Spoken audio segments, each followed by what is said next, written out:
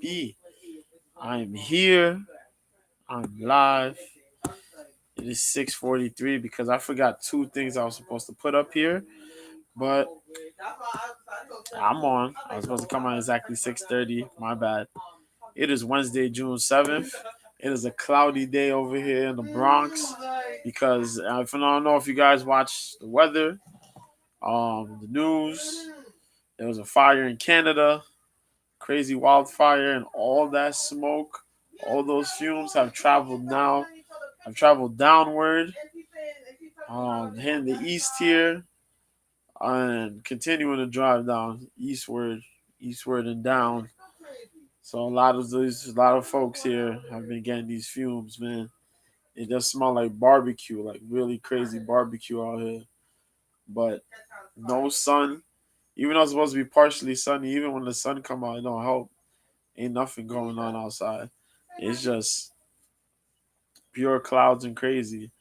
Um, but I hope you're doing well. I'm doing well. Um, yeah, man, crazy week. There's fire stuff going on. The kids are out of school tomorrow, Friday. Um, game 3 of the playoffs is tonight. That's not what I'm here for. Uh, UFC 289 is this weekend. I'm gonna straight into the stuff, man. Last weekend was a cluster of what the hell was going on. I don't know. Um, yes, last weekend was crazy. Um, Kai Kara France fought um Amir Albazi. UFC was it Fight Night 74? Or Vegas 74 was it? Yeah, I think it was. Um, the fight was good. There was a lot of crazy stuff going on in the fight.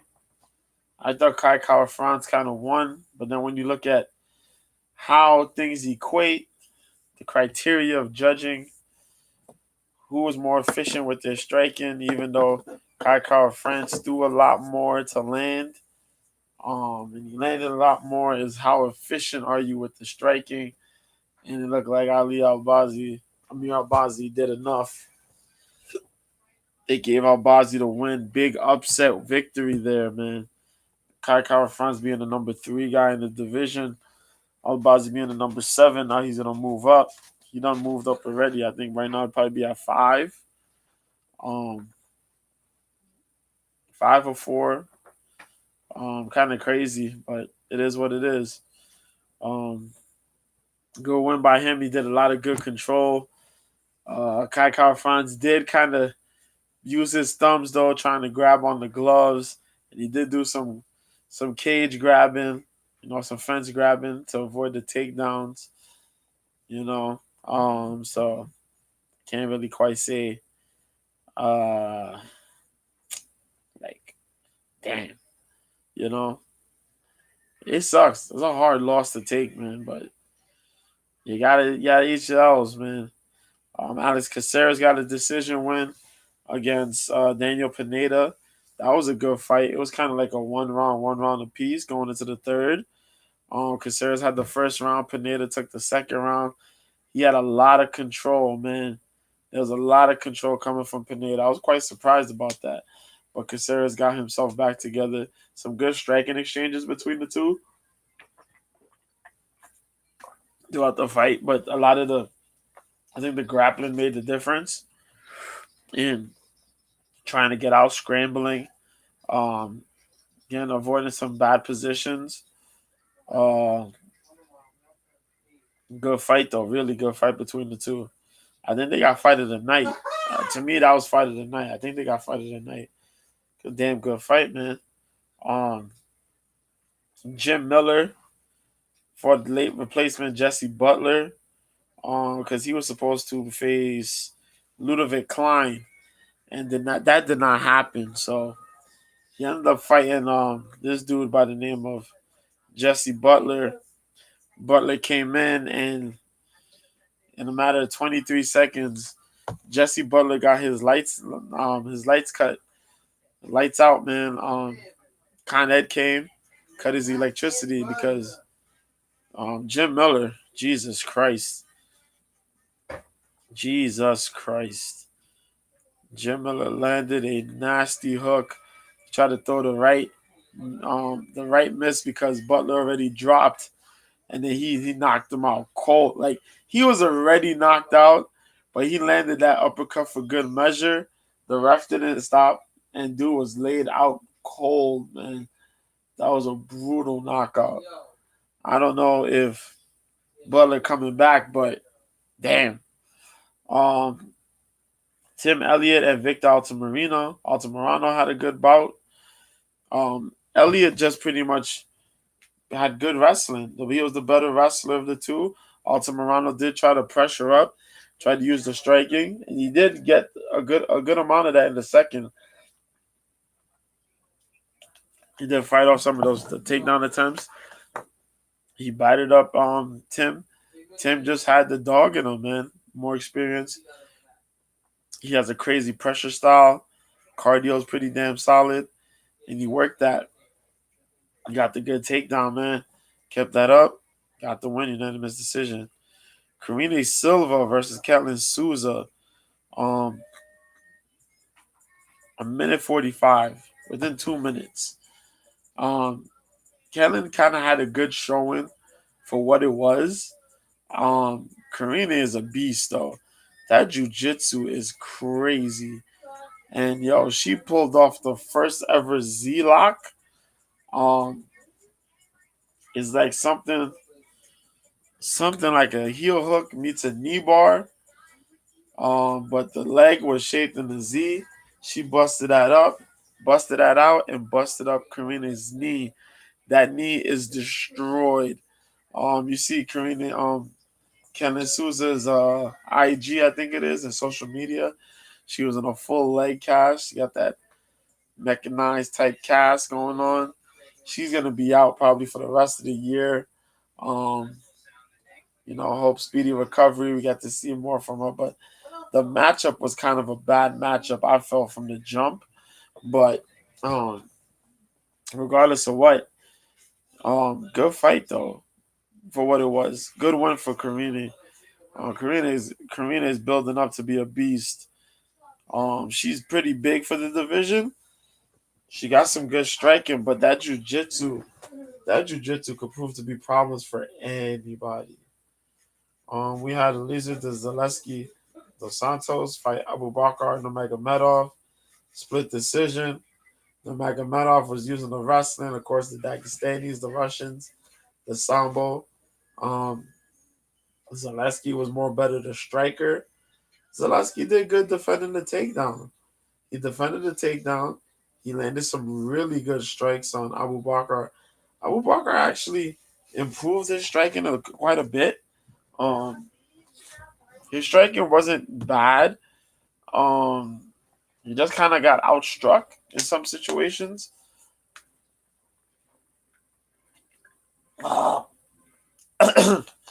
And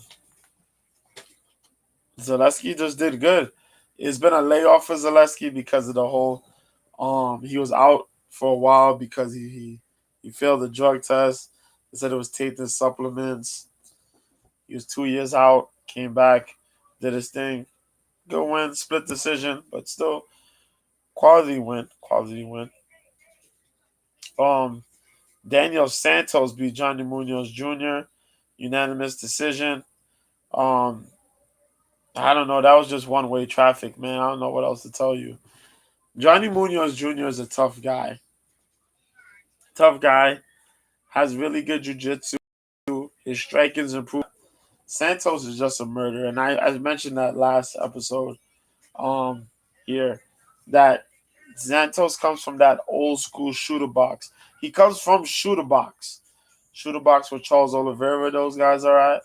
That carries the lineage of the old school shooter box where Rafael Cordero was the head trainer of, the Master Cordero. Um, so, a lot of those guys carry that mentality. some harder than others. Shooter box where Anderson Silva was, but mainly the Hua brothers, Mauricio and Shogun, Vanderlei, Evangelista Cyborg Santos, Chris Cyborg Santos. Um, he also trained Fabricio Verdum. He trained with the Noguera. He trained the Nogueras a little bit in striking over in Pride. Anderson Silva. There's a couple other guys too that are of the lineage. So, when you deal with those guys, you got to be prepared. Is do or die with them.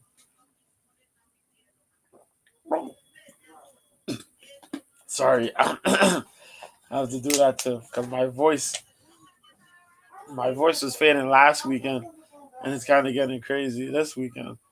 I mean now, and with this smoke and all this stuff, it's not helping either. But yeah, big prop win for Daniel Santos. He called out Adrian Yanez. God bless if that fight happens. Because Yanez is a gamer. Yanez is a gamer. He's down to do it. It's whatever with him. Um, that'll be a hell of a fight. Um, shit. So who else we got? Oh yeah, Dontel Mays. He picks up a quality win. He stopped Andre Arlovsky. Yeah, I know. Andre looked good in the first round. The second round though, Dontel kind of mixed things up a little bit and found his opening. Arlovsky's old school, moves pretty well. Still got his little his striking up there, evolving his striking to deal with these new age guys. But I'm really impressed with Mays. Mays showed some improvements. He slipped through some shots, landed a good shot, man. A good hook. It dropped Arlovsky. He went in there and got the TKO finish in the second round.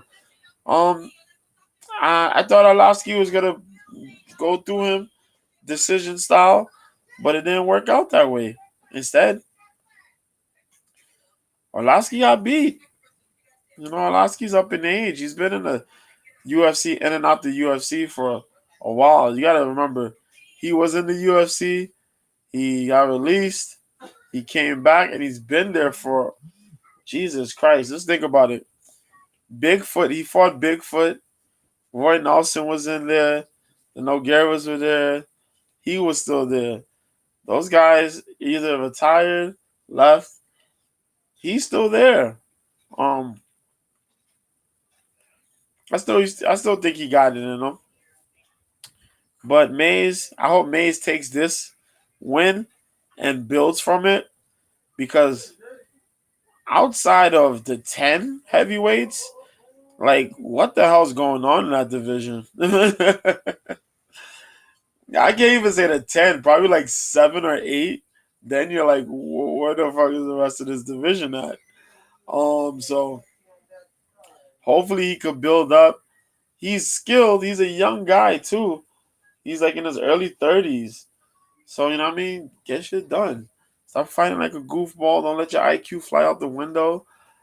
Get things together, man. Um, John Castaneda, he beat Muin Gafarov. Um, this was a good fight. Castaneda looked like he kind of gassed in the second, but he picked it back up in the third. There was a lot of crazy striking from Gafarov, but Castaneda is game as they come, man. Um, he had that issue he had with Santos where he was getting worn down, but he caught his second win, and I was glad to see that. Um, Picked it up, got the takedowns on Gafarov, beat up Gafarov when he needed to. Gafarov was landing some nasty shots in that second round, though, even in the first. But thus Castaneda was more alert with what was going on, able to avoid some of those crazy shots, take advantage of some of those mistakes that Gafarov made to get takedowns and get control, and did his thing. Big props to him. That's one of the shockers, though. Muhammad Naimov beat Jamie Malarkey. And I said this last week. These Tajikistan fighters, Gafarov is one, Naimov is the other that was on this card here. And I said one of these guys was going to get a win. And I thought it was Gafarov that would get the win and Naimov wouldn't. Naimov gets the win and Gafarov didn't. Naimov knocks out, actually dropped Jamie Malarkey. And it's crazy because Jamie had the best early early rounds. I mean, yeah, he looked amazing, like really good in the first round, like the round and a half. He looked good. He looked really good. Then he got overly aggressive. He had Naimov against the cage. He got aggressive and gets caught clean with this hook. Oh my God, drops. Then he eats like okay, and then he gets hit with a repeated amount of ground strikes. Like Naimov shows up, starts punching, hammer fisting. They stop the fight, and Malarkey's getting upset. Brother, you got hit with a salvo of shots. Your defense wasn't even helping. Like you got dropped, then you got hit. You was trying to block. You blocked some, and then you got hit repeatedly by a bunch of others. That's it. Malarkey wasn't even supposed to fight this guy. This guy came on a short notice. Um, if I remember, yeah, because Kutateladze was supposed to come in, and he got injured. Guram got injured. This dude comes in out of nowhere, like you're unprepared, and he wins in spectacular fashion. Crazy. Um, Also, Elise Reed beat Jin Fry. Ah, Jin, I don't know what's going on with Jin man. Jin has learned, she's evolved her game a bit with the takedowns, but I don't know, she's so gun shy, man. Elise Reed just managed to outpoint her on the feet. Even though Elise did get taken down, Fry didn't use those opportunities to land big ground and pound. Um, when they got on the feet, she landed some really heavy shots. Mainly from her boxing. Nasty rights and lefts. The left hook was money, but for some reason she couldn't follow up with it really. And we just managed to eat it, reset, and continue just tagging her with whether it was a side kick, a front kick, just using a jab. Um, just use high output, and just put her. You know what I mean? Just kept her at bay, and then landed some barrage shots, some flurries in the mix. And Frey just looked like she was like kind of out of it. Like she was there, but she didn't quite want to be there. The cardio lapse or whatever. But that third round looked really ugly for her. And Elise Reed won. Before that, we had Damone Blackshear. Stop lying. Lying about what?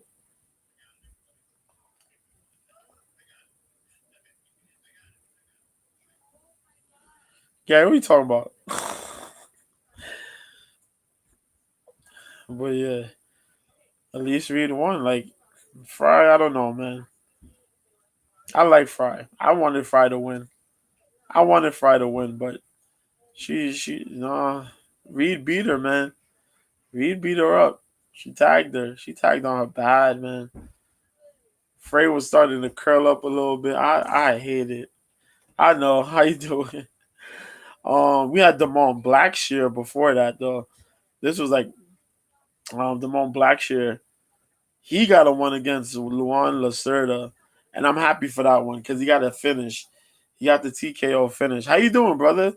Um, this was pretty good. Lacerda came in with jujitsu, and Damon was looking to throw strikes, but Lacerda was trying to throw strikes too.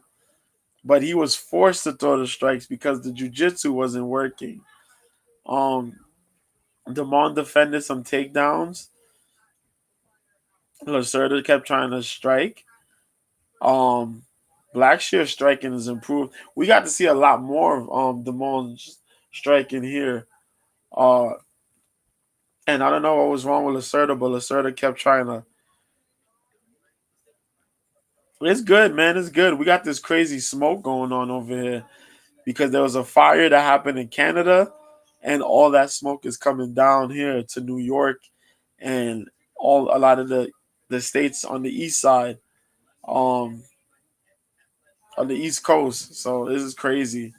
It is crazy. Like it looks like fog or smog out here, but like, oh, I can't. It's just nuts. It's nuts. But other than that, we're good. Everybody got to wear a mask though. It just smells like crazy barbecue out here. Yeah, it is. It is insane. It is insane. Like it's supposed to be partly cloudy outside, where it's cloudy, but you can still get the sun. The smoke has literally blocked the sunlight. So if the sun shines, it just looks like it looks brown. It looks like a photo edit. That's how it looks because of the smoke, because of all that pollution, all that smoke. And now they're talking about our air quality is the most polluted right now. Yo, this is insane, man. It's insane. But it is what it is. But yeah, man. So Blackshear came through. Second round, Laceta kept trying to get this leg lock, knee bar. Couldn't get it. Blackshear ends up throwing some punches. In Canada, they said it was a wildfire.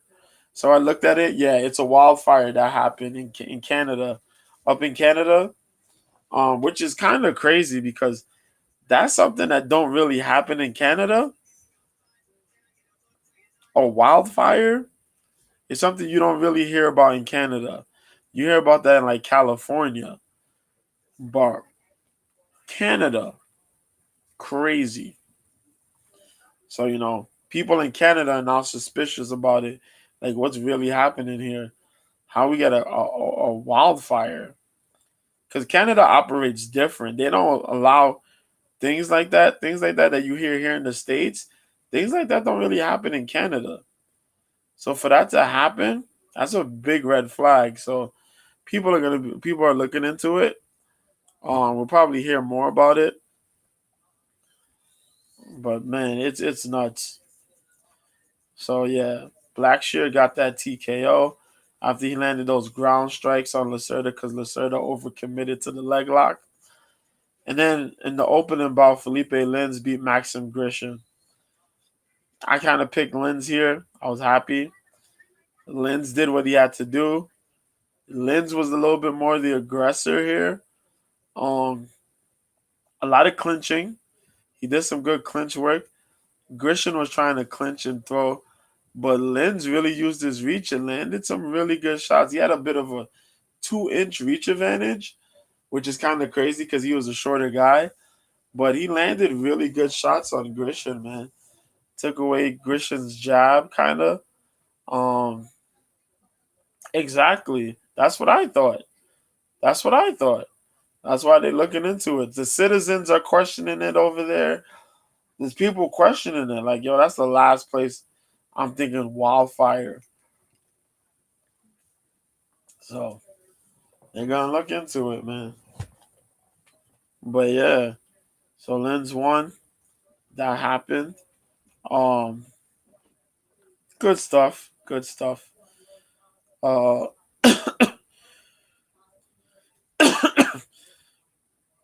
oh, we had to watch some of those KSW fights. But I'm just gonna give you some fights that I think you should go watch.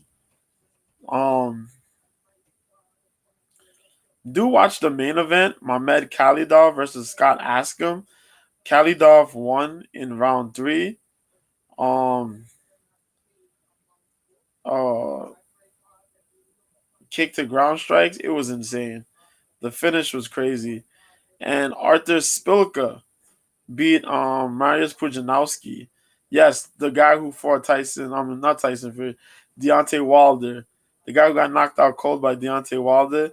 He fought Mariusz Pudzianowski in the co-main event. I think I mentioned that last week.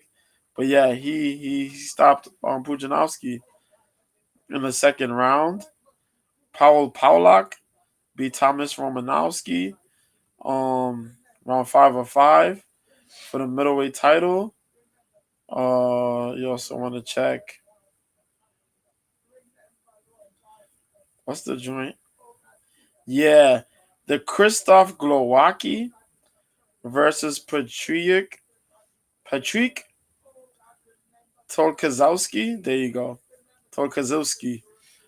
That's the dude who won the fight with punches from the bottom. It is the craziest thing in life, but I think that is one of the few times I ever seen a guy knock somebody out with punches from the bottom.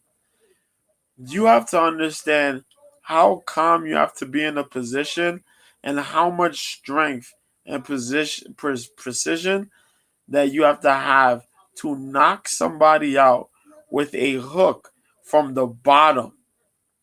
He tapped this dude's chin from the bottom and laid him out cold. It was one of the most craziest, insane knockouts I think I've seen somebody get from the bottom. And this is considering I seen a dude get elbowed from the bottom, land that elbow from bottom position and get a knockout. And Irene Aldana got that kick on Macy Chiasson and she ended up winning by knockout because of the body kick, the heel, the upward kick to the heel. Crazy. But I promised that I was gonna stream some of those fights. I will get to it, so don't worry about it. Cage Warriors happened. If I remember, I think Kyle Driscoll. Kyle Driscoll, man, he won. Main event against James Lynch. He won by punches in the first round. Talk about crazy, man. John De Jesus got that one against Damon Wilson. There's a couple other fights on here. A couple good fights. Johnny Gill got a submission against John Saragi.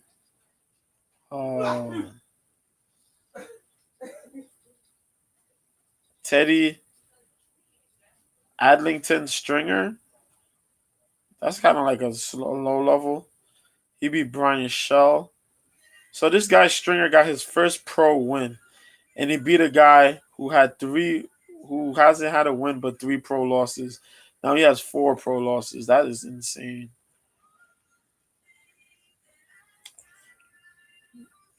But yeah, this joint was out here, man. It was in San Diego, the Cage Warriors card. So that was pretty cool, man. Gotta find a way to go check that out. The LFA card wasn't bad either. Wait. No, that was last weekend. Yeah. So let's get into this weekend. Tomorrow I will be on OK Live. Mr. B, MISTERB. One I don't have to do anything else. Mr. B, MISTERB on OK Live. It's an app. It's a mobile app. You can check it out. I'll be on for PFL 4. As I told y'all before, last week, when I went on my last couple minute rant, PFL 4. PFL. PFL, you disgust me so much. I swear to God. We have the light heavyweights and the featherweights. Because due to the failing, all the fails,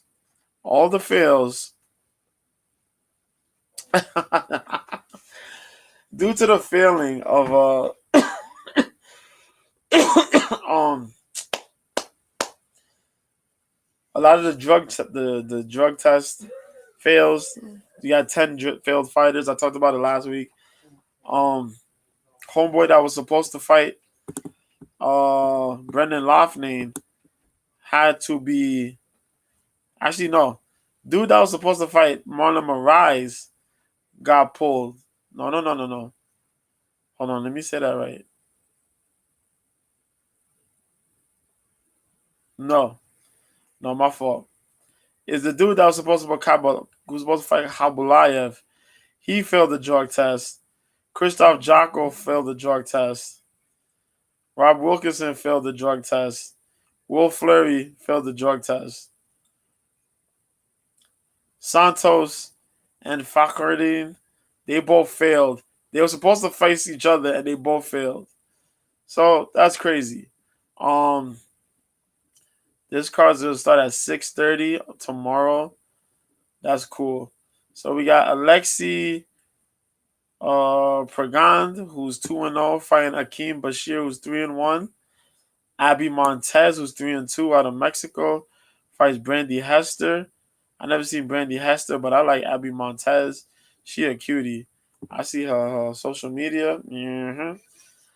Taylor Johnson fights Andrew Sanchez. Taylor Johnson was a good prospect out of Bellator. Andrew Sanchez is our dude from the UFC. Um, Sanchez got a good kickboxing style. Johnson's kind of improved his striking a little bit, but mainly a really strong wrestler. That's gonna be a light heavyweight fight, pretty good.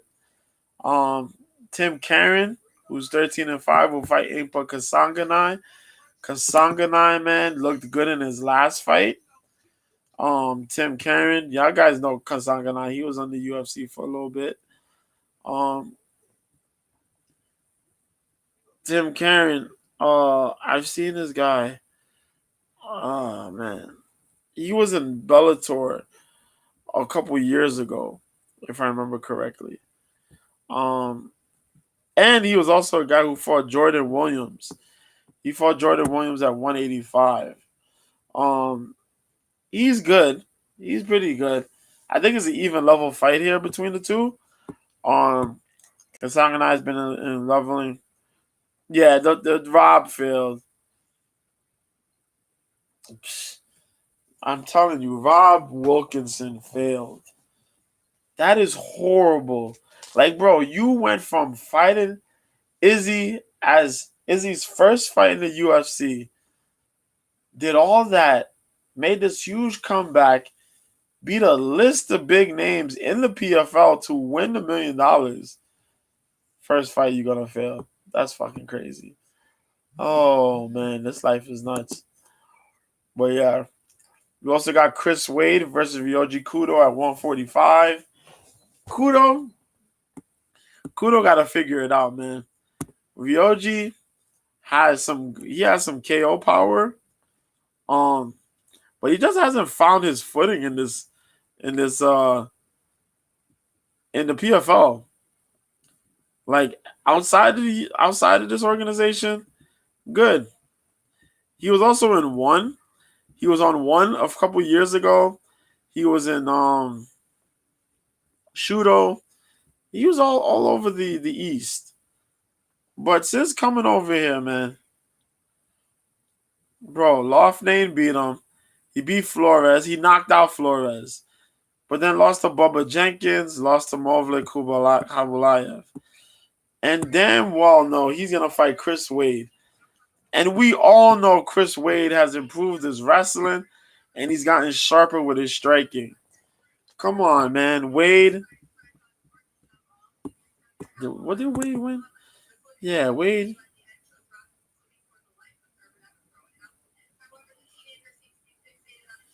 Know what I mean?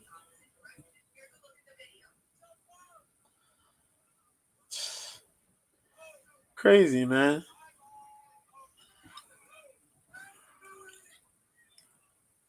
I don't get it.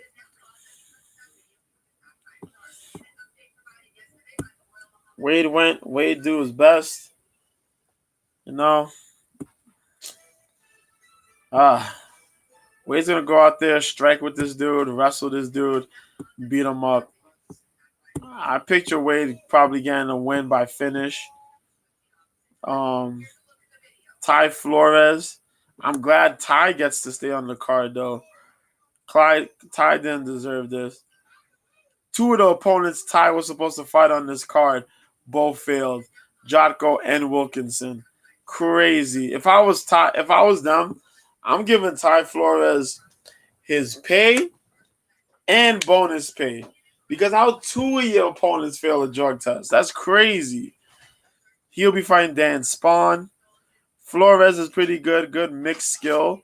Dan Spawn is pretty much a big dude. He's more so of the KO artist. He tries to wrestle, but his wrestling doesn't look all that clean. But his striking is pretty good. Got a good list of KOs. That should be fun. Marlon Moraes fights Gabriel Alves Braga. Um, they're not doing Marlon no favors. You're gonna give this guy Marlon, who's been getting beat up, a mofo who has 6 wins by decision and 4 wins by knockout or technical knockout. And he's undefeated. Great. You can't give Marlon no damn strikers, man. Jesus Christ. Like, how hard is that for y'all to understand? Give that dude somebody who's just going to either wrestle or just have jujitsu. I hope Marlon can win. Lord God, I hope Marlon can win. Josh Silveria, the son of Ronan Silveria, the coach of American Top Team. He's back here. He's gonna be fighting Delon Monte. I like Monte. Monte showed a lot of aggression his last fight out. 9-4 out of Eva Lukiao, Time MMA. 6 wins by KO TKO, 3 by submission. He's been knocked out or technically knocked out once, submitted twice, lost 1 by decision. But yeah, he lost to Wilkinson. But the fight against Flores, I kind of liked his aggression. Also, he stopped Emiliano Sordi earlier. Was it the 2022 regular season? He stopped Sordi, which is crazy. My man showed up. He lost to Carlos Jr., but then beats the brakes off of Sordi. That was nuts. I like him. This should be a good fight. You got to avoid the takedowns of Silveria. Silveria has improved his striking a little bit, but still be worried because that's Silveria's bread and butter. Um, so do be wary and land your stuff. Um, Bubba Jenkins will be facing a dude I actually know, and I'm actually happy. Um, he'll be fighting Soon Bing Joe. Soon Bing Joe's out his team Stun Gun and trains also in Tiger Muay Thai. For people who don't know, my dude, my dude was outside um, fighting in China, fighting in Korea, Kunlun Fight. Also had a brief stint. He fought Daniel Tamor in the UFC. He also fought Tyler Diamond. That's his only 2 losses. Against Tamor, the aggressive striking of Tamor and Tyler Diamond, that was just the wrestling. But he lost by decision. Other than that, when this dude is on, really crazy striking, man. Dynamic striker. He's gonna have to work his wrestling because Bubba Jenkins is coming in there to ragdoll any and everyone. God bless. Bubba Jenkins is my dude, so Bubba gonna do work. Sam K out of 8. He was 8-7. Fights Martin Hamlet. Um, who was Hamlet supposed to fight? Well, this is because of the other fields. So Hamlet, who was 11-4, will fight Sam K, who's 8-7. Um, who's out of Australia. Okay. He only knows ways by 4 by knockout, a technical knockout, 4 by decision. He's lost 2 by knockout, technical knockout, 2 by submission, 3 by decision. He fought at heavyweight against Juan Adams. Yeah, I remember that. That's where Juan Adams got that second round finish. Oh boy, this gonna be rough. Mavlid Habalayev, who I think could win this one. He'll fight Tyler Diamond. Tyler Diamond, Mavlid Habalayev had that win against Damon Jackson where he knocked out Damon Jackson like 10 seconds, I think it was. Tyler Diamond shows up here again. I like Tyler Diamond. Tyler Diamond fought in the UFC. He was on the Ultimate Fighter, if I remember correctly, a few years back. Season 27, was it? Yeah. He lost though. He got finished by Jay Cuccinello, and then Bryce Mitchell beat him by majority decision. The guy's really good, man, but I think the hype was too much on him at the time. But then he showed up. He beat Joe. I mentioned that before. And then he fought Brendan Loughnane back in 2021. But he'll be coming back here because of all these crazy tests. And we'll see how he does. Tyler Diamond is a very accomplished wrestler, a very accomplished collegiate wrestler. Similar, he had that wave somewhat to like Aaron Pico, but not at that level of a magnitude because Pico could have went to the Olympics. But Tyler Diamond was a hot prospect at the time. Got to show up to the UFC, didn't do quite well. They let him go, similar to what they did with Brad Katona. If I remember, I think Tyler and Brad won that same season. I think so, but it happened. It sucks. He'll be back here. We'll see how he does. And then we have Brendan Loughnane versus Jesus Pinedo. And we know Brendan Loughnane has looked so good. Shout out to England, man. The UK. Y'all got yourselves a beast. But he's fighting El Mudo, Jesus Pinedo, man, out of Peru. And I mentioned these Peruvian fighters. These dudes are bringing heat. Regardless of what, they don't look bad in their fights, man. This guy's only been finished 2 times. 11 wins by KO TKO, 4 by submission, 5 by decision. This guy knows how to get things done. So that's 15 wins by finish. So he got a 75% finishing rate in his fights. That's crazy. He fought Braga. He lost by a split decision this earlier this season. But he beat Lima. He beat a couple guys. Outside. Oh, shit. He fought John McDessie. Lost by unanimous. Okay. Yeah, see? And he beat Devin Powell back in UFC 140 back in 2018. See, so many goddamn names, though. But these Peruvian dudes, man, they're no nonsense. I like these guys, man. The market out there for fighters, you don't hear a lot about the fighters, but it's building. They're going to get as hot as the Mexican fighters. I swear to God, man.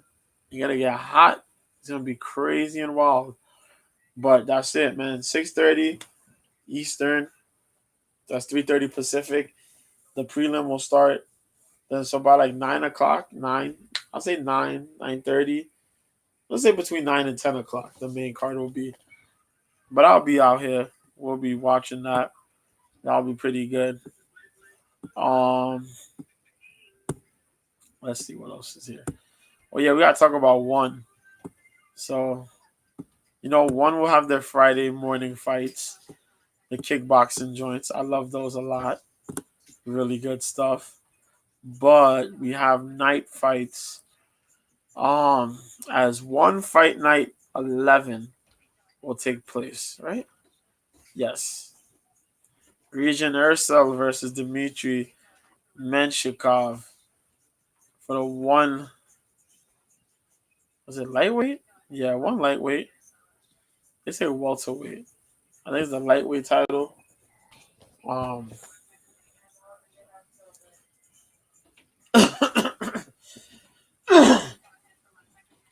as Region Ursel fights Dmitry Menshikov, I mentioned that. Um, Big time kickboxing about the homie Urso from Suriname, man. He's been doing it. Been doing good stuff, man. Also on this card, we got Cade Rotolo, defending his welterweight grappling title against Tommy Langaker. Langaker got a really good submission when this dude's out of the what you call it. Oh my god, I'm trying to remember. Norway, there you go. Got some gold medals. High level grappler, man. Um, I decided to take his talents out here, and he looked good in his last bout. We got Ilya Freemanov. Oh my god, I super teleported backwards. Ilya Freemanov, who's gonna be at a 145. Yeah, 145 fight here against. Oh my god, what's his name? Sinechagat Senechagata Zolsezeg. Ooh, I gotta hear when they talk about that. But he's out of Mongolia. This dude got 4 wins by knockout, 2 wins by decision. Okay. Big heavy hitters. I like that. Superbon Singhal Maiwin versus Typhoon Oskan. Oh boy, kickboxing. Oskan's looked really good, man. Oh shoot. Yes, the Turkish turbine. This guy. This guy. Even though he lost that fight against uh Morocco Gorian, and he fought Sidichai. Um he fought some tough guys, man. But he beat the Vicaria. He beat Andy Sauer. Enrico Kale. And he beat Ali Banyasad. What's it? Banyasad. There you go. I actually watched that spare time. Because he was fighting at one, took that fight outside of one by the 3 knockdown rule. How kickboxing works. We also got Mansour Malachiv, who's undefeated as a strawweight. Yes, versus it's fighting Jeremy Miato, who's 10-4. I like Miato out the Philippines. This should be cool.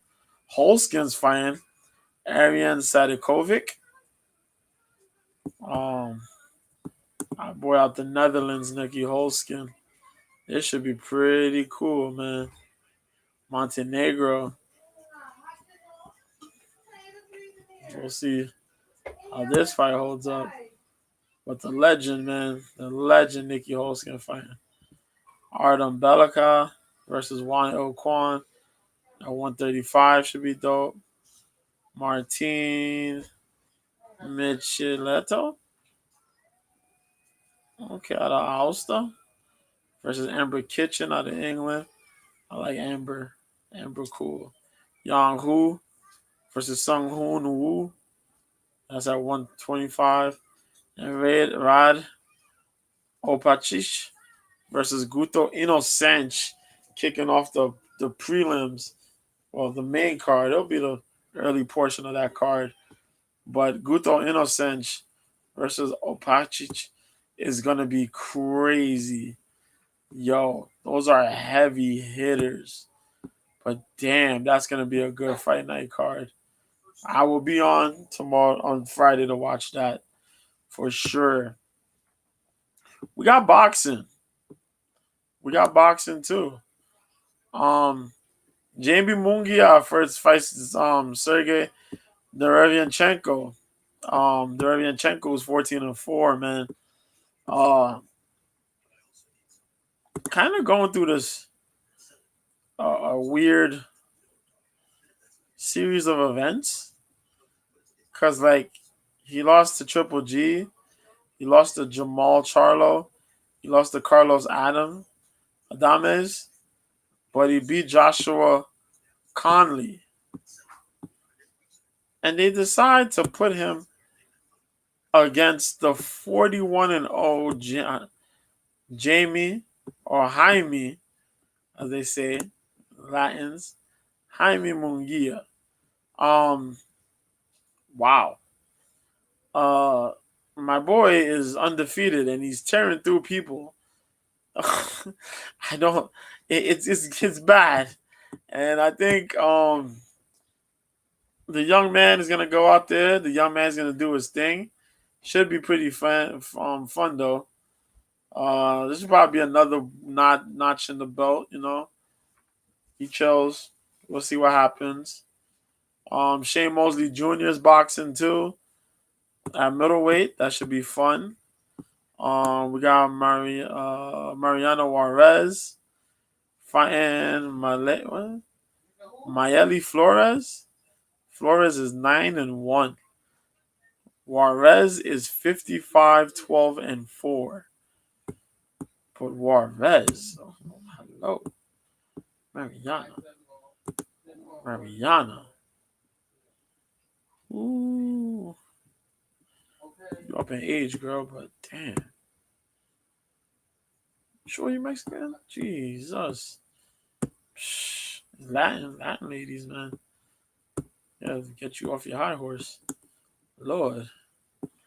We got Ricardo Sandoval, who's 21-2, fighting Rocco Santomoro, who's 22-1 as well. Or 22-1, I mean. George Chavez is undefeated, 6-0, fighting Christian Lorenzo. That's a 6-round fight? Yeah. Anthony Saldivar, who's 3-0, fights Jerome Clayton. That's 4 3-minute rounds. The ladies' fight is 10 2-minute rounds. The co-main is 10 3-minute rounds.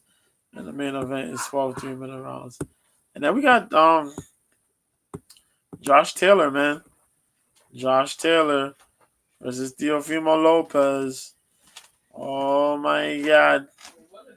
Damian Narba on the prelim, who's 11-0, will be fighting Helaman Olguin, who's 9-5-1. Jermaine Ortiz, who just fought Vasily Lomachenko a little while ago, 16-1-1, fights Humberto Galindo. That should be a nice fight. Henry LeBron, who's undefeated. I like my Puerto Rican peoples. Fighting Carlos Ramos, 17-2. Nicholas Polanco representing DR fights Robson Conceição, 17-2 out of Brazil. Blues Carrington, who's 7-0, fights Luis Porozo, who's 16-6. Omar Rosario, my fault. That's a 130 bout, 126 bout for the Carrington Porozo. Omar Rosario fights John Carlos Rivera at 140.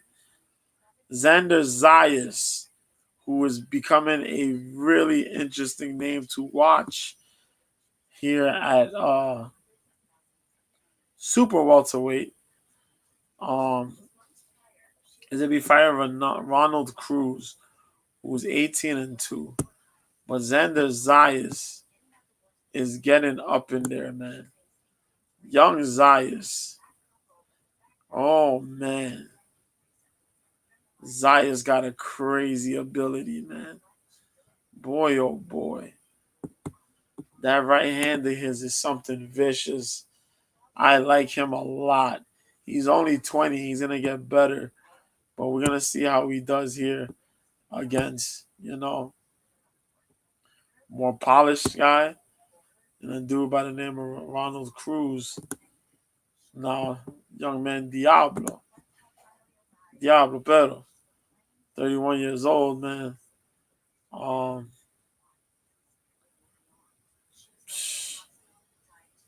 Guy's not bad himself. Good skilled dude. A little older, a little more polished. But we'll see how he does, man. But it's going to be a really good fight for Xander Zayas. Zayas just been putting people away. We'll see how he does, you know what I mean? We got Berlanga out here. Berlanga looking crazy. But I hope Zayas can keep doing what he's doing. He got a good eye for what he's doing in the ring here. Good movement. Good setups for the knockouts. He plays the game very well. We'll see if he keeps it up. And then Josh Taylor fighting Teofimo Lopez for the WBO World Superweight title. Now, we haven't seen... Last time we seen Teofimo Lopez was in a sticky situation. He won against Sandor Martin, but he looked kind of awkward against Sandor. And Sandor is a very tricky guy to deal with. But Lopez looked so...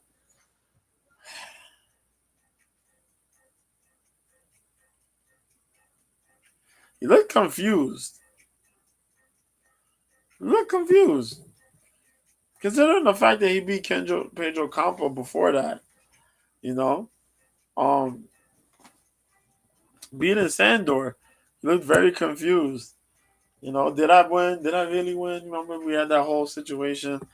Now he's getting mad at Bob Arum, talking about Arum only cares about the black fighters. All the black fighters left. Majority of the black fighters left the organization.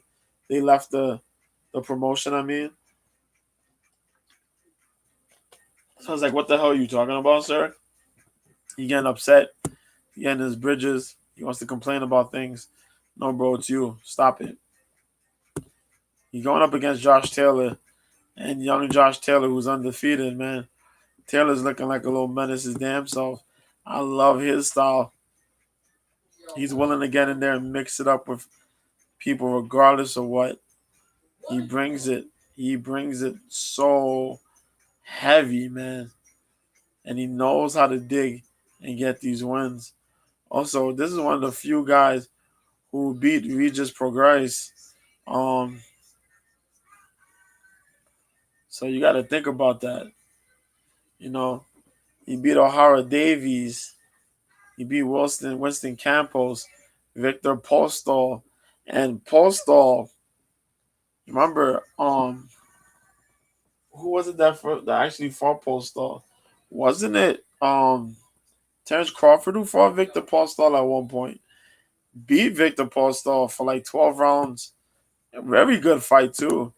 Ryan Martin, Ivan Baranchik, yep, Regis. I put in Kong Song, Jack Catterall, man. It's the split decision against Jack. And that was supposed to happen in a rematch, but it didn't. That's why we getting Teofimo. Teofimo better get his head out of his ass, man. But it should be very fun fights, though. Very entertaining fight. And if Taylor beats whoever wins this fight here, gonna see Prograis again. I can't wait, man. Those fights, though, I'm gonna have to probably stream them on Sunday because UFC 289 is this Saturday, man. And this card, I got mixed feelings about this card, honest to God. I can make anybody be interested. I can make a majority of people interested in this card. But me personally, ah, first of all, Matt Schnell was supposed to fight David Dvorak. That did not happen. I'm upset. Michelle Pereira and Stephen Thompson, we know that got moved to, was it 290, I think? Um, Hakeem Dawodu, Lucas Almeida. Almeida, I think, is still on the card, yes. Penny, of course, withdrew. And Chris Dawkins, Killer Roundtree, they moved that fight. So we got Deanna Belbij. Hold on a second. UFC 289 will be the first fight, the first card in Canada in quite a long time. Um, the Yeah, headlined by Amanda Nunes facing Irene Aldana. Co-main event is Charles Oliveira versus Beneil Dariush. Um, so the prelims, there will be 6 prelim fights, of course. Diana Belbija fights Maria Oliveira. Diana Belbija, 14-7.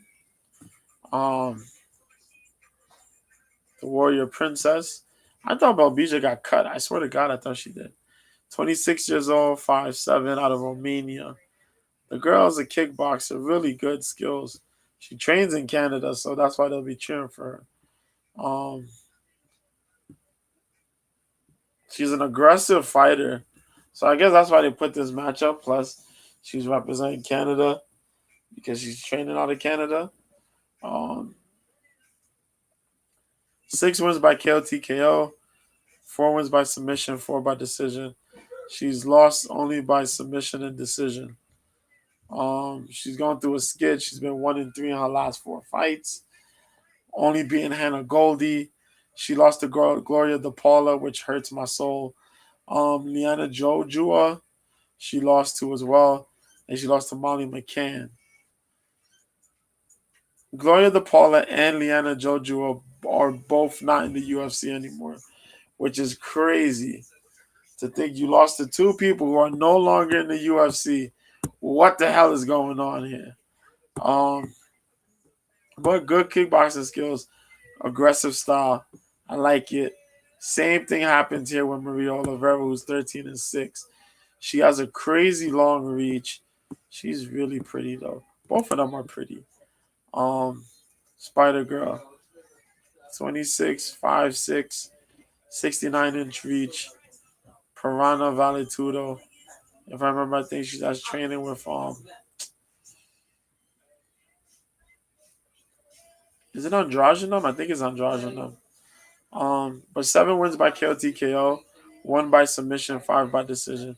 She's been technically knocked out once, submitted twice, 3 losses by decision. She lost to Vanessa Demopoulos last fight out. She beat Gloria DePaula by split decision, lost to Tabitha Ricci.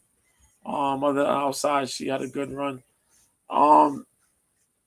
Good striking, good output, really good output. Takedown defense is kind of iffy. Takedown defense is iffy. But that's the craziest thing. Both of these girls' takedown defenses are very suspect. They both strike really good, though. I like Oliveira's outside game. Belbija kind of does good mid-range inside. Um, the clinch advantage, I don't know who to give the clinch advantage to, but I do give a lot more aggression to Belbija's end. Should be a good fight. Belbija's, I think Belbija will come back and win this one, hometown advantage.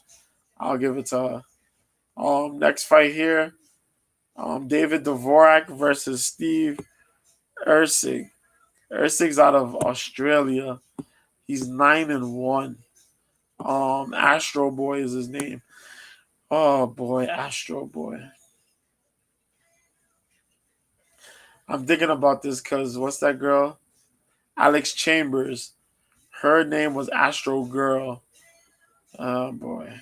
All these Australian people. Astro people. Um, 27 years old, 5'9", 68.5-inch reach out of Australia. Um, 1 win by KO TKO, 6 by submission, 2 by decision, 1 loss by decision. His only loss is by decision. And he fought in Eternal MMA.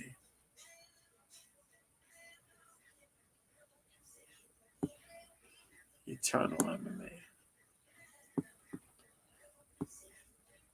Citro Harai, Paul Logan. Okay, the biggest name he's beaten. Okay, Tim Moore and Shannon Ross.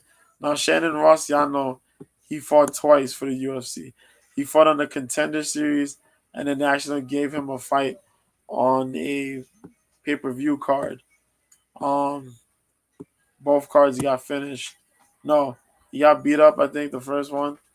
Or did he get finished? I think he did. But yeah, David Dvorak, um, that's my dude. If I remember out of the Czech Republic. Yes, sir. Haha. Currently riding a 2-fight losing streak, though. I hope he gets into the win column here. He should. 8 wins by KO TKO, 8 wins by submission, 4 wins by decision. He's only got technically knocked out 1 time. 4 losses by decision. Hasn't been finished really. Shit, I can't even see. But yeah, my dude was cleaning people, but he's been 2-2 in his last 4. Lost his last 2 fights by unanimous decision. Manel Kopp beat him up bad, and Nicolau outworked him. But he had a good couple wins here, man. Juan Camilo Ronderos and Jordan Espinoza, he both beat. My dude keeps crazy pressure, good game against the cage. Kind of tries to nullify a lot of what you're doing. Good skills, though. Good skills. I think he should be able to avoid the Ursig jiu-jitsu game plan more than likely. Ursig will probably look to pull jump guard or try to get the takedowns to work in on the ground. I think Dvorak will be able to handle that. Next fight should be the Workman's fight. Blake Builder fights Kyle Nelson. Nelson is going to be a hometown hero out here. 13-5. I don't know what bad thing I could say about Kyle Nelson. Some wins just don't go his way. But goddamn, is he a fighter? The monster is definitely living up to his name, man. Out of his 13 wins, he's finished 9 of them. 5 by KO TKO, 4 by submission. He's got 2 decision losses, 2 losses by KO TKO, 1 by submission. Currently riding a 1-4 record though. Diego Ferreira beat him ground and pound.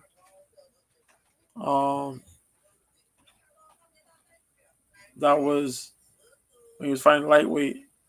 He moved down, fought Matt Sales, lost. He beat Paulo Reyes round 1. But then last 2 fights, he lost to Billy Quarantillo and at welterweight.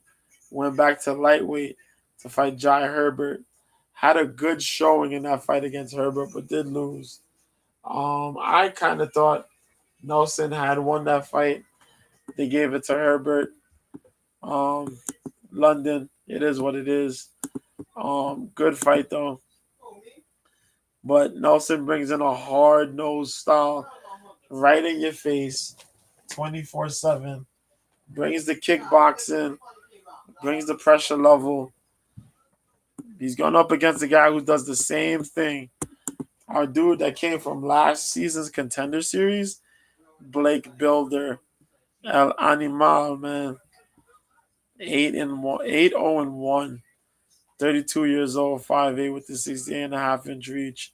No losses, 5 finishes, 3 decisions. Crazy, man. And he made his debut against Shane Young. Handled Shane Young. Alex Morgan, he fought on the Contender Series. Packed that man up, man. Just brought the pressure. Good striking. Um, Overwhelmed Morgan, got the rear naked. Against Shane Young, that wrestling just showed up really well. His striking was pretty good, but the combination and just the level changes, just having Shane Young guessing what he was gonna do, and then picking him apart. Jeez, man, Shane Young got handled. That's gonna be a good fight. Um, Nelson gonna come hard. Pause. But I'll probably take Builder on that one. If Builder's an underdog, I'll take Builder. Um, Next fight, Eamon Zahabi versus Orichi Lang at bantamweight. Eamon Zahabi, the younger brother of Faraz Zahabi, 9-2. Nothing bad I can say about Eamon. Eamon strikes very well. He moves very well. His takedown defense is working out for him quite a bit. He has a very underrated jiu-jitsu game. 7 finishes in that 9-2 record of his. He's only been finished once in his career, and that was against Ricardo Ramos. 2-2 in his last 4. He beat Ricky Tercios, handedly beat Ricky Tercios, and Draco Rodriguez. He knocked out Draco. Draco's not even in the organization no more. But he lost to Victor Morales and Ricardo Ramos, as I mentioned. But he's good. He's good. Good kickboxing skills, good striking ability. He feints very well. He has good movement. I like his skills and his combination. He stays very active. Sometimes he could be lackadaisical and just have his head in the clouds, but then he kind of clicks back, sets up, beats people.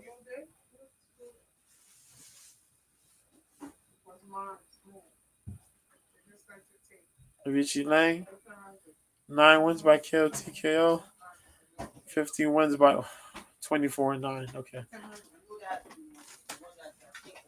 24-9, 29, 5-7, 69, and 0.3 inch reach. We'll just say 69.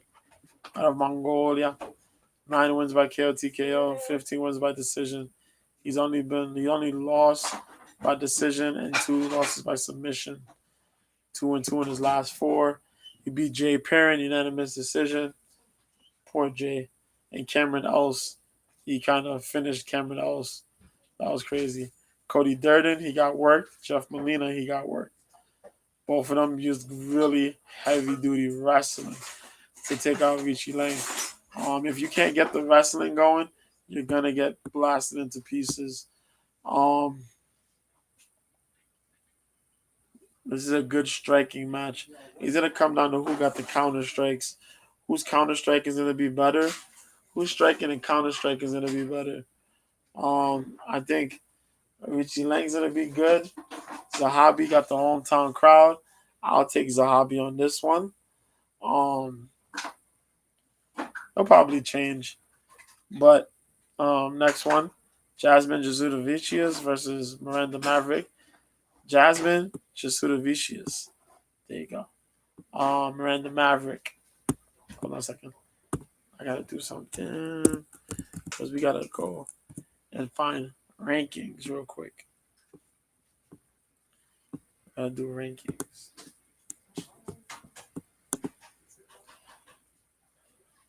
Okay. Gotta find rankings because rankings are starting to kick in now. Yes, correct. There you go. Jasmine Jasudavicius fights the number 15 Miranda Maverick. That's what I wanted to clear up.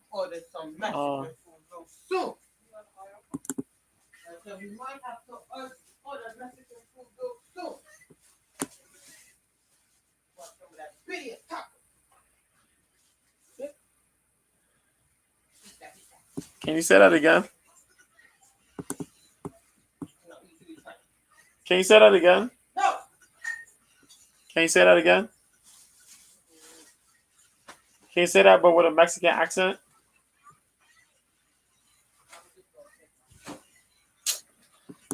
So Jasmine Jasudavicius, I'm talking to my niece. 8-2, 34 years old, 5'7" with the 68-inch reach, represent Niagara top team. Um, 3 finishes, 5 decisions. Um, she's 8-2. She's only lost 2 fights by decision.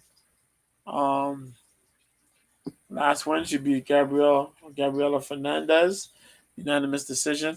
She lost to Natalia Silva. I think that was Natalia's debut. She beat Kay Hansen by unanimous decision. She got on here to being Julia Palastri back in 2021. Um, yeah, she's only lost to Silva and Reed. She lost to Reed by split decision. I actually watched that. That was during COVID. We ain't had nothing much to do. But yeah, Jasmine Jasudavicius. She's somewhat of a kickboxer. Um, but she brings a wrestling game. As I always mention, if I mentioned it on Twitter. I mentioned it on Cope's Corner. Cope's Corner is the show I do with Mike Copenaver. YouTube, Twitter, Facebook, Twitch. Um, yeah, on Fridays, 9 p.m. Eastern, 6 p.m. Pacific. Jasmine Jasudavicius representing Canada. A lot of Canadian fighters. They got either a good striking background, or they either got strong wrestling or strong jiu-jitsu, but they always have a good kickboxing background. Jasmine's striking is all right. Um, Sometimes she kind of like bullies herself to throw strikes. She could strike, they're not quick strikes, but she has a pretty leveled output. It's not over the limit or under the limit, but she does a lot of like manhandling because of her size. She's a big 125er. So she kind of gets in your face, gets you up on the control, gets you in the clinch, the over unders, tries to work you to get to the ground, and then applies pressure there. Um, she does pretty good with it. Hardworking Canadian.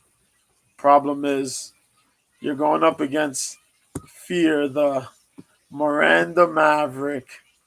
Oh man, if there's a prospect that I enjoy, it's Miranda Maverick. Miranda Maverick is dope. 11-4, currently riding a 2-fight win streak. 25 years old, 5'3", with the 65.5-inch reach. Born in Missouri, represent Denver, Colorado Elevation Fight Team. She's never been finished, only lost by decision, 4 decisions. 1 win by KO, 6 wins by submission, 4 by decision. She's 2-2 in her last 4. Um, she beat Shannon Young. Unanimous decision, handled her. Sabina Mazo handled Sabina. I love Sabina, but what the hell is Sabina? Erin Blanchfield, she lost to. Unanimous decision, she got handled. Macy Marber, she lost to, got robbed. Before that, she did beat Julian Robertson, unanimous decision. And Liana Joju she actually got that stoppage. That was her first TKO stoppage. She busted up Liana Joju bad. Um, Everything that Jasmine Jasudavicius is good in, I think Miranda Maverick is a lot stronger. She also has youth on her side. I think she's dealt with a lot of the more tougher opponents, more experienced opponents. And for that reason, I'm going to take Miranda Maverick here. I think Miranda will go in there, do work. Um, this was the fight that they both agreed on. I forgot who called who out, but this is the fight they wanted. They decided to take it. Let's go. Next fight here. At This will be the feature prelim. Nasruddin Imavov, number 12. Nasruddin Imavov versus Chris Curtis, number 14. Um, it is interesting how this division is moved. Um, Nasruddin Imavov, 12-4, out of MMA Factory, 6'3" with a 75-inch reach. Born in Russia, trains in France with Cyril Gane in them. Um, 9 finishes, three decisions. My fault. He's been submitted once, and 3 losses by decision. Lost against Sean Strickland. That last fight that was like 205. It was supposed to be 185, but Strickland took it last minute, so it was a 205-pound fight. I'm kind of shaky on it, but it is what it is. He beat Joaquin Buckley a while back. He beat Edmund Shabazz, and he actually got a finish against Edmund. And he finished Ian Heinisch. Lost to Phil Hawes, but that fight was pretty good. Won't hate on it. Imavov, good striking, awkward wrestling. His wrestling is awkward because he's a Dagestani, but he represents France. The wrestling is there, but like it's not fully there. But the striking is pretty sneaky, so he kind of gets away with gelling the two. He's handled some good wrestlers in Heinisch, and he did good against Hawes, considering the fact that Hawes is a high-level wrestler. He's dealing with Chris Curtis, though. 30-10-0, 35 years old, 5'10", 75-inch reach, representing Extreme Couture. 18 wins by finish. He's only been knocked out once, and that was by our boy Ray Cooper III. See, that's easy memory. And he got submitted one time. Who the fuck he got submitted by? See, I don't even know that. Shit, we gotta dig like 2 years to find out who he got submitted by. But yeah, I know he got knocked out by Ray Cooper. Other than that, Calvin Gastelum and him had a fight of the night crazy. He knocked out Joaquin Buckley. He lost to Jack Hermanson, filling in short notice. But he beat Rodolfo Vieira. Stopped 21 takedowns. Crazy. Beat Brendan Allen, Phil Hawes. He's had a good run for himself in the UFC since returning, man. I'm kind of glad they gave him opportunity back. I'll take Curtis here. I think Curtis could defend the takedowns from Imavov, give him some trouble on the feet, find his opportunity, and knock him out. Marc-Andre Barrios versus Eric Anders starts the main card. I will not bore you with this. 15-7 Eric Anders.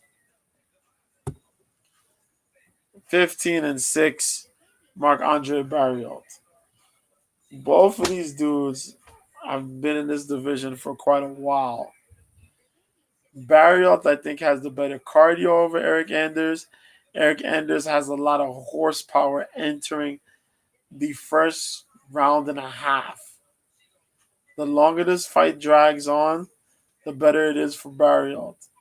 Barrios' grind-out style, I think, is more suited for this than Eric Anders is.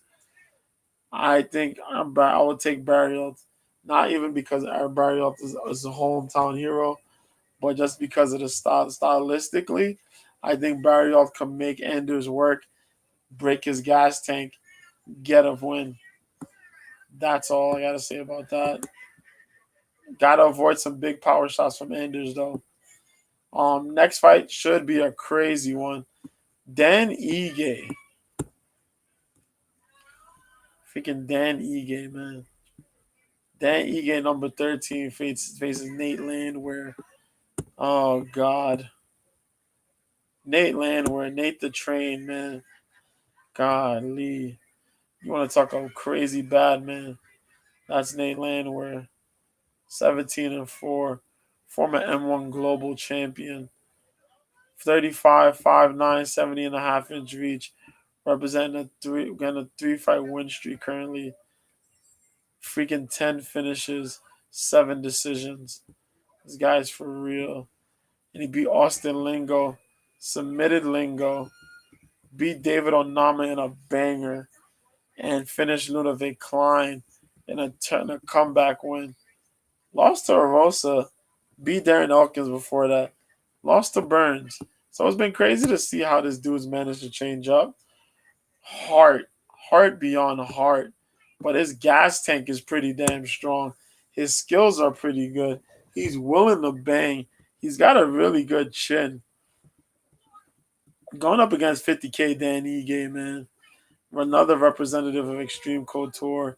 31 years old, 5'7", 71-inch reach. The man's improved his boxing quite a bit. His grappling is pretty damn solid. Five wins by KO, 5 wins by submission, KO TKO, so 10 finishes, 6 wins by decision. But he also has six. All his losses are only by decision, which shows you the type of guy he is and why we have this freaking fight going happening. He's 2-3 in his last five, though. He beat Jamin Jackson by knockout, but he lost to Mosar Evloev, Josh Emmett, and Chan Sung Jung by decision. Knocked out Gavin Tucker in 22 seconds, which was Gavin Tucker's first loss by knockout. And since then, we haven't seen Gavin Tucker, which is crazy. And I think they cut Gavin Tucker. I think they did. Crazy. Um, this should be a good fight. I don't have a pick yet. Mike Malott versus Adam Fugit. I'll tell you right now, I'll take Malott over Fugit, but this is going to be a bad, bad fight. Mike Malott is the kickboxing coach in American Top Team for a long time. Proper Mike Malott, 31 years old, 6'1", 73-inch reach, representing Team Alpha Male. No decisions, all finishes. 4 wins by knockout TKO, 5 by submission. Currently riding a 5-fight win streak. Johan Linnaeus had a reach advantage. He submitted him. Trevin Giles, unanimous. Well, that was a grappling. Mickey Gall knocked out Mickey Gall. Actually beat the brakes off of Mickey Gall.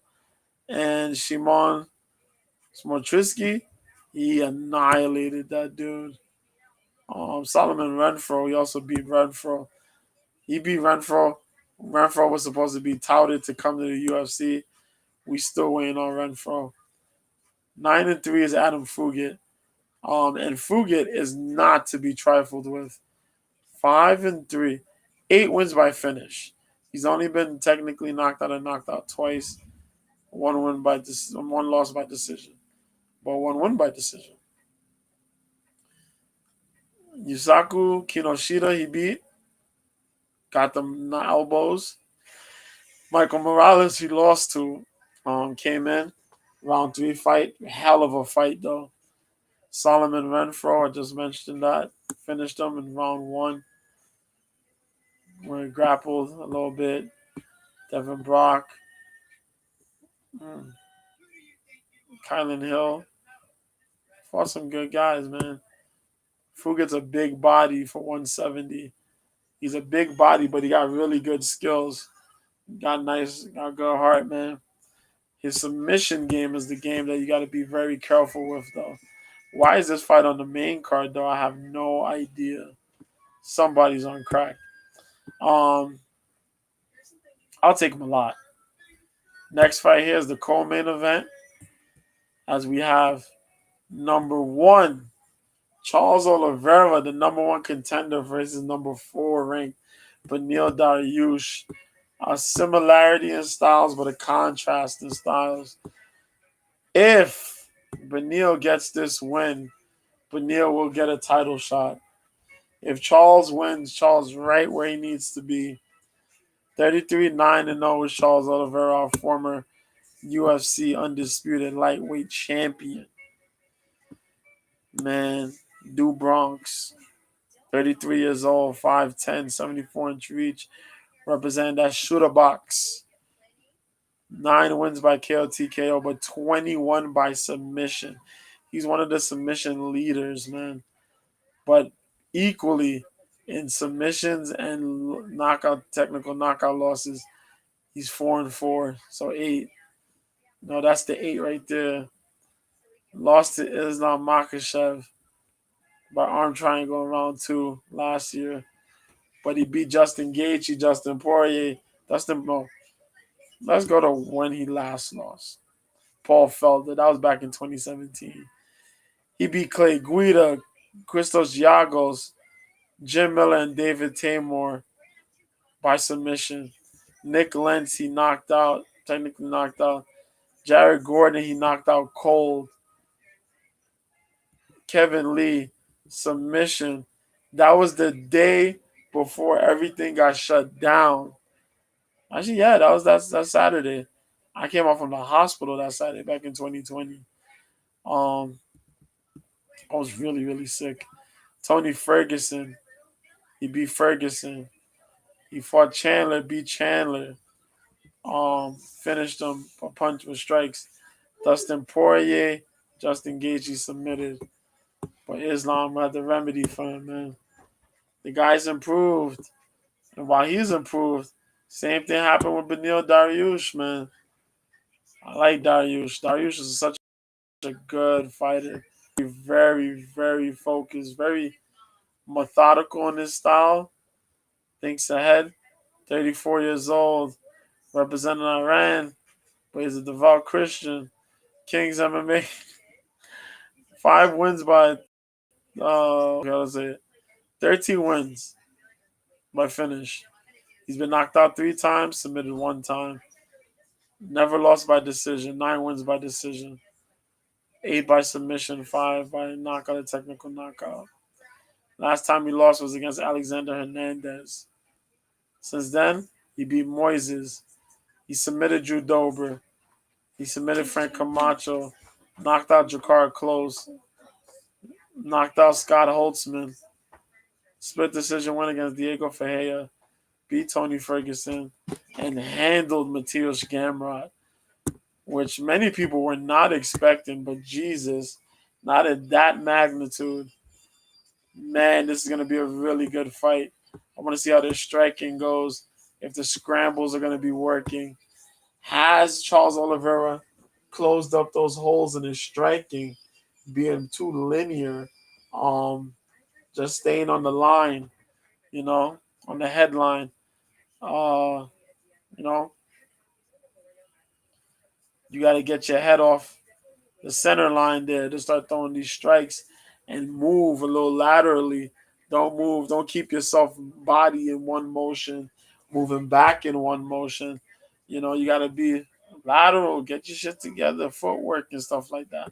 But Neil Dariush works with Rafael Cordero, so he understands what the striking acumen is about. He will probably be a little bit more tighter of the two. Well, I don't know how Charles' striking is going to look, but as more polished of the two, Dariush I think will be.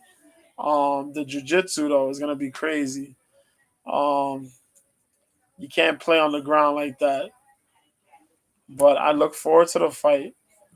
Right now I may take Dariush on this one, but we'll see.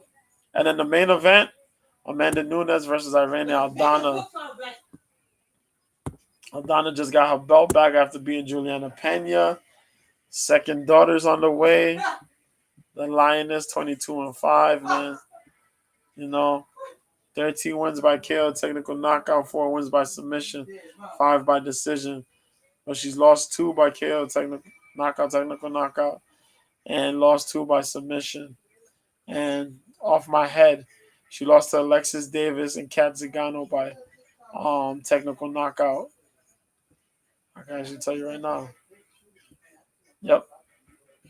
Back in 2014, Kat Zingano, Alexis Davis, back in 2011 on Strikeforce. Yep. And the submission losses is like years ago. No. Actually, one was by Pena. What am I talking about? One was by Pena. But, bruh, the striking's on point. The power's on point. The range is on point. Sometimes Amanda Nunes gets a little too aggressive, but she's been a pretty dominant champion for the UFC. But she got to face number 5, Irene Aldana, man.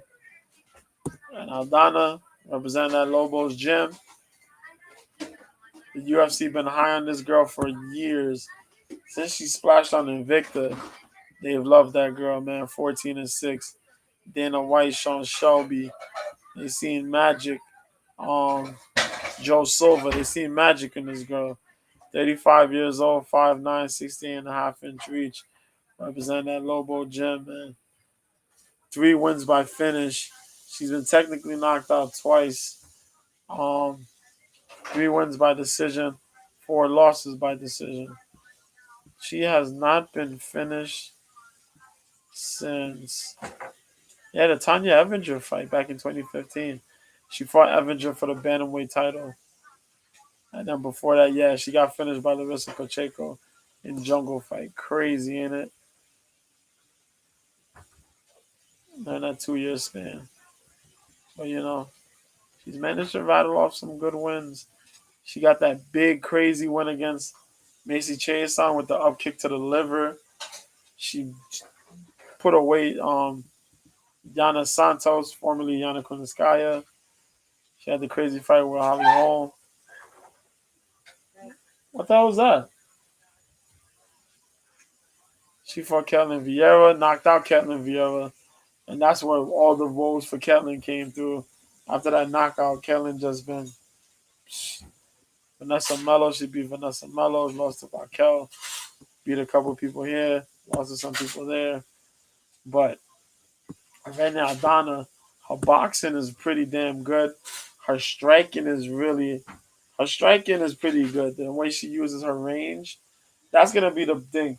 Is there be a battle, man? Is there be a chess match for real? Usually, when we look at fights like this, we talk about the battle of the feet. But with an octagon like that, it's just gonna be a matter of a battle of inches. How does Amanda Nunes use her boxing versus how does Irene Aldana use her boxing? Irene has the better boxing.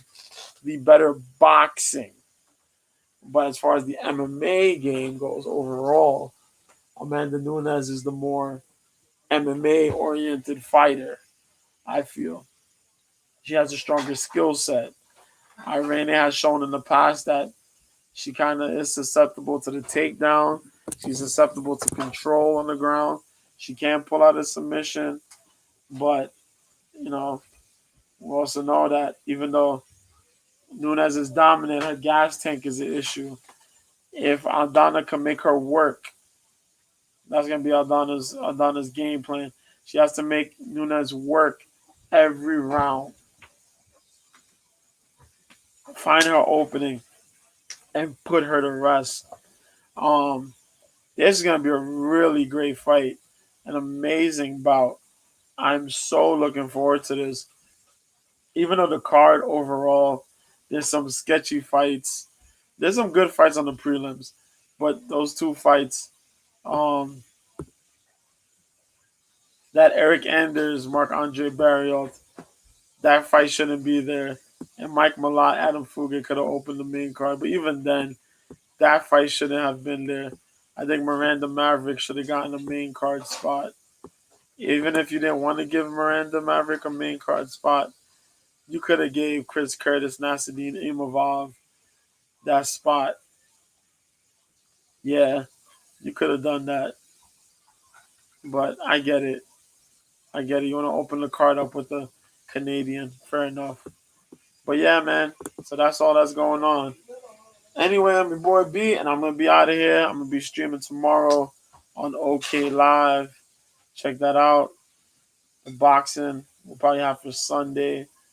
UFC 289. Saturday things. That's it. I'll be probably doing play by play. I'll watch it on the tablet and then let y'all know what's happening as far as the boxing goes. But I'm your boy B, and I'm out of here. Be good, be easy, take care. See y'all when I see y'all. Oh yeah, remember Cope's Corner. I'll be on Friday. Hopefully, if Mike is gonna be able to get on, Mike Copenaver, Cope's Corner, KOPESKORNER, MMA, 9 p.m. Eastern, 6 p.m. Pacific. Hopefully.